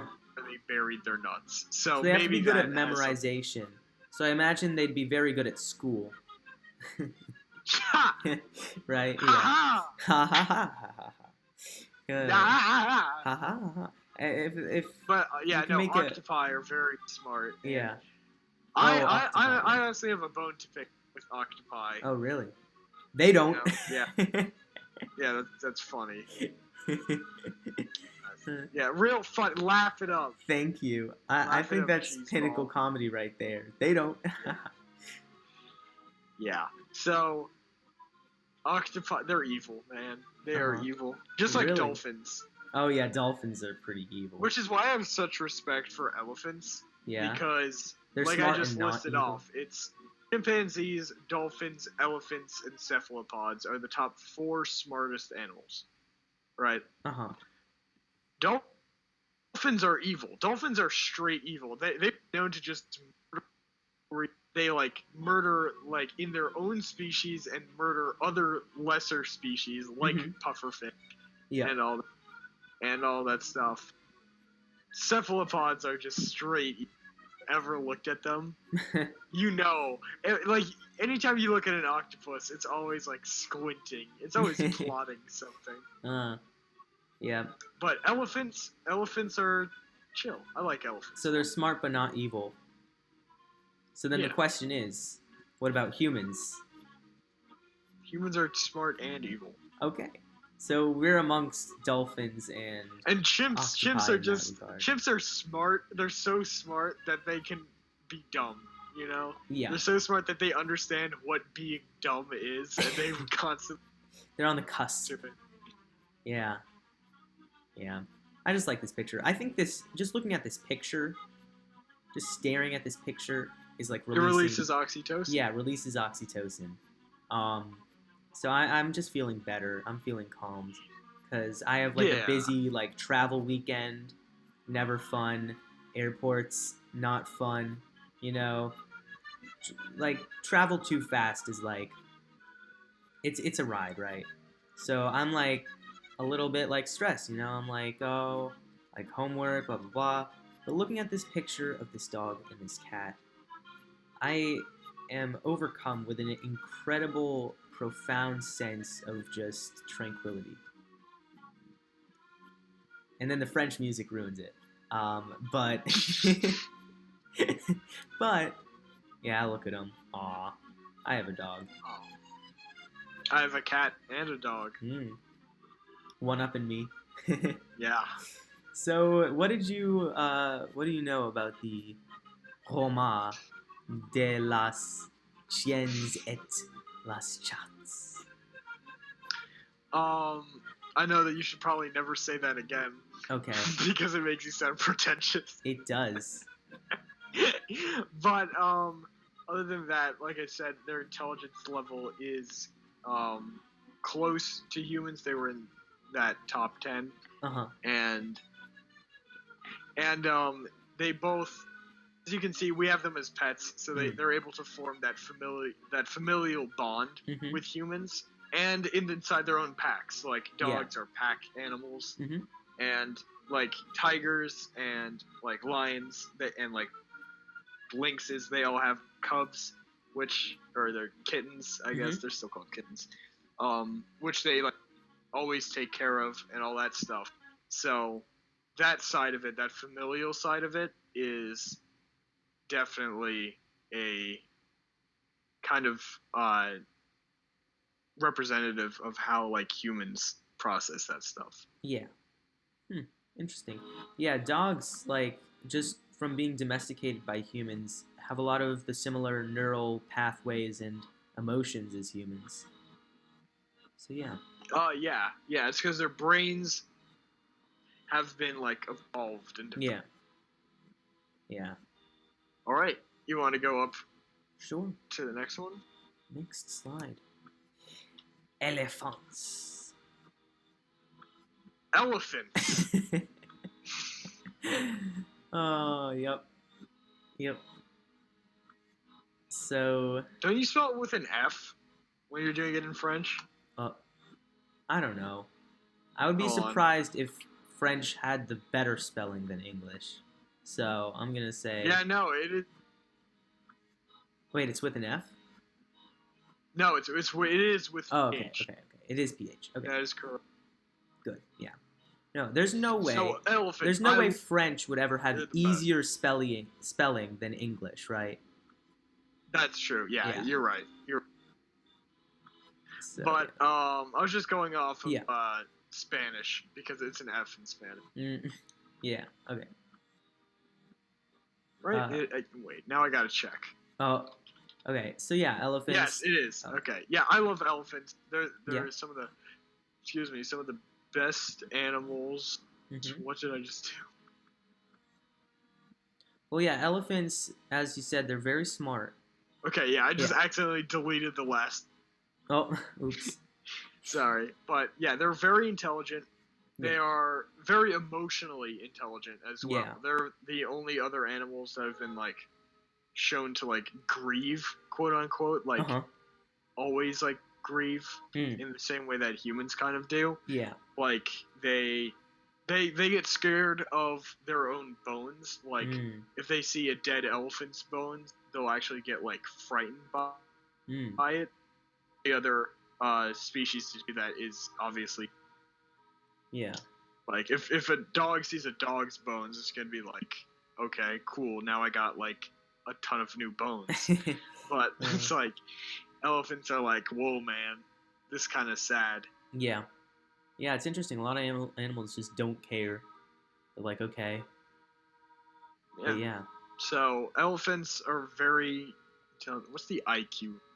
The IQ. Yeah, it's interesting. Elephants, yeah, they are also very like they form family structures like with their young, whereas a lot of animals, like you think of birds, just like after X amount of time, they're just like, all right, get out. Hopefully you can fly now. I don't really care though. Just get out.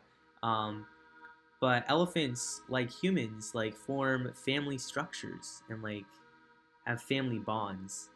So yeah, like the young elephants always stay with the parents for a while, which is similar to humans. Humans have a very long period of childhood compared to other animals. Other animals grow up a lot faster.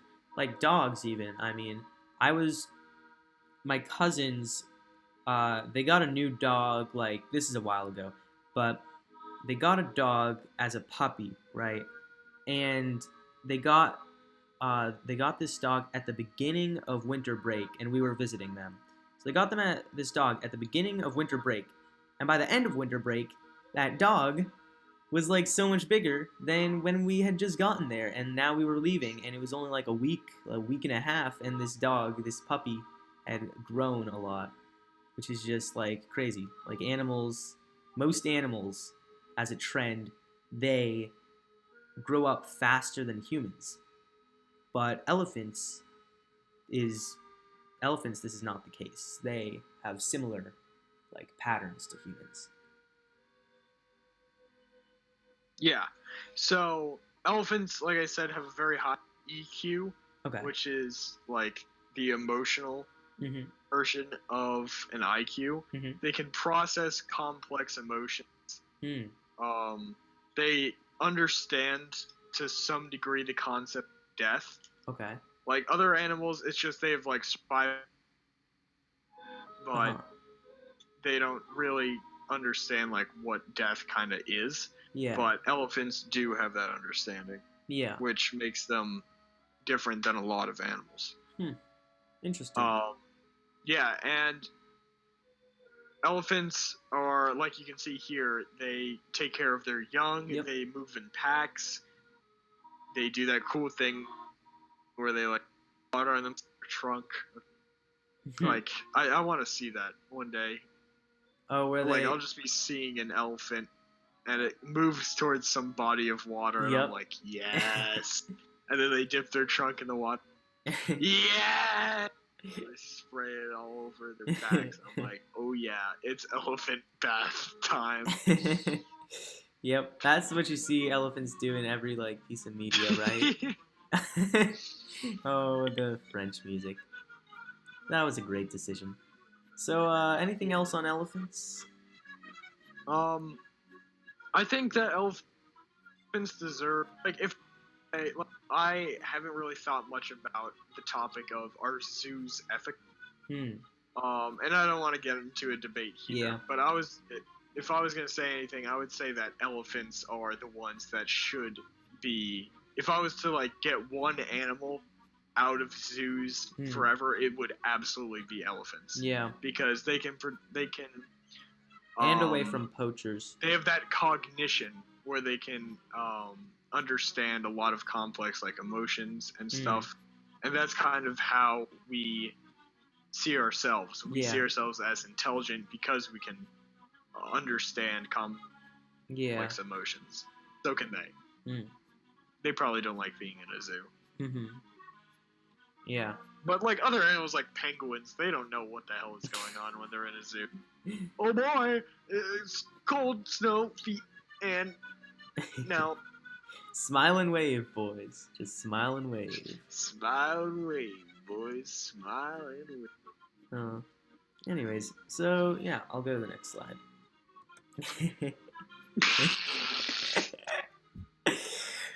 Poisson globe. Poison globe. That's what I've been waiting to hear this whole live stream. Poison globe. So as you can see in the top left, yep, we have carrots. Yeah, so it's the meme, but puffer, such as the English name, or blowfish, have a very interesting mating. So you see the big picture, thankfully provided to us by BBC. Basically what they do is they puff themselves, they huff and they puff at different intervals, which make this like circle in the sand. And then what they do is after making this design, they'll just like lay down in the middle of it, and like other female pufferfish will like, it's like they're at an art museum. They'll like look at the design and they'll like move on if they don't like it, but if they do like it, they'll mate with the pufferfish in the middle. But it's cool because once you get like a family of fish, you get this entire line or this entire seafloor full of these. And it's really cool. Oh wow, of the You know. pufferfish like. But all I can think of is the Danny DeVito thing where he's going around an art gallery and he's like, BS. Yeah, garbage. Dude. Now this is beautiful. I love. Yeah. Yeah, that's hilarious. Oh my gosh, yeah, the pufferfish. But this is really cool. Yeah. This is art. This is like literally art produced. Yeah. Yeah, it's so interesting. Yeah, the pufferfish. Yeah, I don't know much about pufferfish, so that's a pretty cool fact. I can tell. You want me to fun facts about pufferfish? Sure. Yeah. Well, Fire here away. you go. Pufferfish fun fact.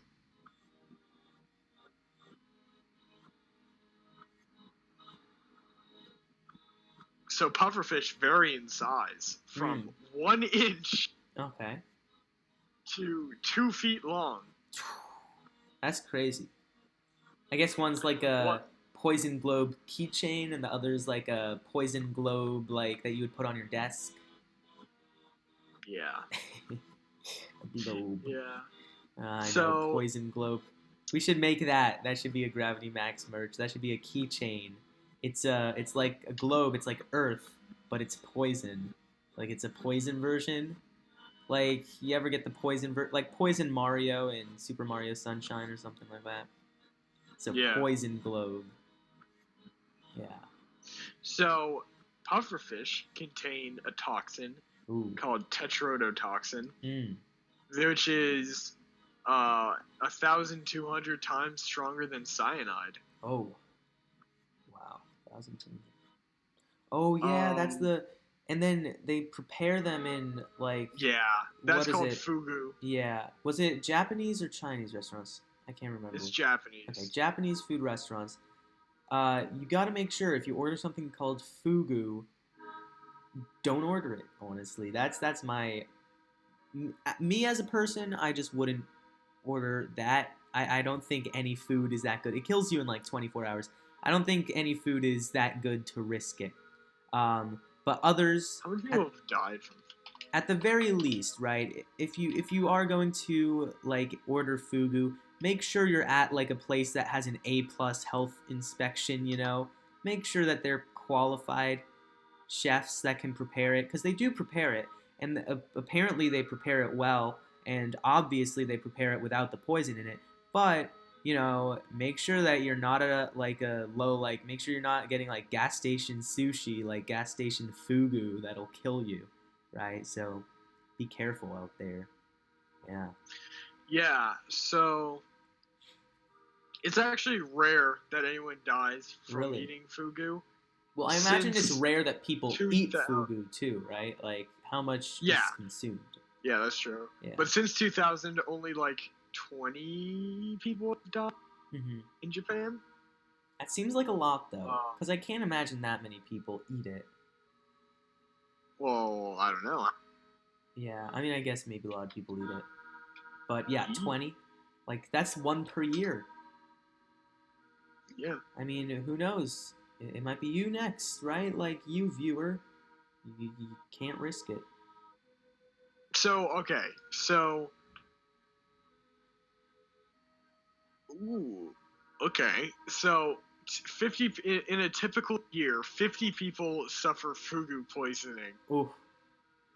But not every poisoning is actually somehow. Okay. Wait, so it's just like a lesser degree of poisoning? Like it doesn't actually. It's got to be something because they obviously there just has to be some like a little bit of poison residue. Ooh. Yeah, that's just like gross. Like they have to cut away like 90% of the fish or something. Kind of ridiculous. Yeah, not worth it. Yeah, exactly. Anyways. Yeah, just stick. Yeah, just stick with like salmon. Like fill the pufferfish. Yeah. But yeah, those are pufferfish, and nice. They make these cool. Yeah, that is cool. Cool for art, not cool for eating. Yeah. Anyways, so is that it? Yeah, that's all. Ah, Derniere Penseis. Dernier's pens. Derniers Pensis. Nice. So, final thoughts. I think that for a pre-recorded live stream, I think that this was a pretty good episode. For like a live stream without a guest, and with our mix-up of, like, with the somehow it wasn't actually on private. So I guess Jam McCarthy 1975 gets a sneak peek. But Oh, yeah. but yeah, I think that was a good stream, and we hope that you all enjoy it 5 days in the future. And of course, we'll be back next week live, and we will have an interesting episode. Things are still in flux a little bit at this point, right? But it'll be a good episode. Rest assured. Rest assured. Rest assured, we'll fix. Yeah, it'll be a good episode. So, yeah, that's it for me. Yeah. So my final thoughts Mm-hmm. are just romance is an age-old, Mm-hmm. or love is the emotion. Romance is, Yeah. so it's an age-old act Mm-hmm. based off of love. Yeah. Understanding it is very important. Yep. Knowing what chemicals are going into your brain at any given time Yeah. is an important. Yeah, understanding the roots of your emotions, like psychology, that's important. Know thyself. Know thyself. Yeah. So, yeah, thank you so much for. Yeah, thanks for watching. Again, we're sorry that this had to be pre-recorded, Mm-hmm. but we hope that you still enjoy the episode. We did our best to make it the best. I think it was fun. Yeah. So, viewers, you will find romance. You will find love, whether it's in the form of maybe just a pet that you love, a family member that you love, another person that you love, or just a really good book. You'll find love. Yeah. Yeah, so, very happy message. So, Sebastian, I would like to thank you for being my co-host and for taking time out of your Tuesday to pre-record this episode with me. Yes. I would like to thank you for having me and for being mine. Yeah, no problem. This is fun. It's always fun to talk science. You don't get to talk science enough just in life, It's always like people get a little disinterested at a certain point, when you start talking science. When you start going off on a scientific tangent, you have like a 10-minute, 5-minute timer depending on who you're talking to before they'll get bored, you know what I mean? Yeah. Yeah, so I'm like, okay, I gotta make it quick. Gotta figure it out. Maybe sometimes you only have 128 seconds. Oh, yeah. So, Don't I? Yeah. So it was fun to be able to talk science for 2 hours, as always, on these streams. It's fun to have a long period of time to talk science. So we will see you guys on February 9th, the next Sunday. Me and Sebastian, we'll probably talk again before then. But yeah, have a nice day, everybody. Thank you for watching. Yep. Bye-bye. Thanks for watching. See you all next time.